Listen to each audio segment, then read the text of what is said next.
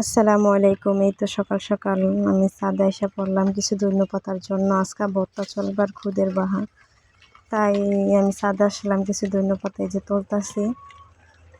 তো এদিকে যে আমার ধন্যপাতা এক এক করে আমি তুলতাছি, সবাই মিলে আজকে খুদের বাহা বানাবো, তারপর সবাই মিলে জিলে একসাথে খাইব।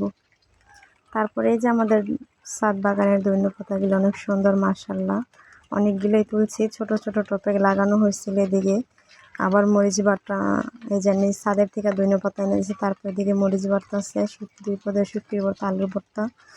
তারপরে যে খুদের বাহা বানানো হয়ে গেছে গা। তো সবাই মিলে যে একসাথে পাটায় মরিচ বাটা 2-3 পদের ভর্তা বানানো হইতেছে। তারপরে যে এদিকে আমাদের ভর্তা বানানো কমপ্লিট। তারপরে যে সবাই খাওয়া দাওয়ার জন্য প্রস্তুতি নিতেছে, সবাই যে খাওয়া দাওয়ার আয়োজন শুরু। তারপরে যে আমরা এদিকে পাটার মেদি বসে পড়ছি, কিন্তু পাটায় খাওয়ার মজাই তো গাইছে আলাদা। সবাই বলতেছে পাটায় খাইব, তাই আমরা বললাম যে পাটায় খাবারের মজাই আলাদা। আমাদের এদিকে পাটায় অনেক কি খায়, কিন্তু সেই মজা লাগে। তো আমরা তো সবাই মিলে যে পাটায় খাইতেছি, কেউ প্লেটে খাইতেছে, যার যেমন মন চাইতেছে।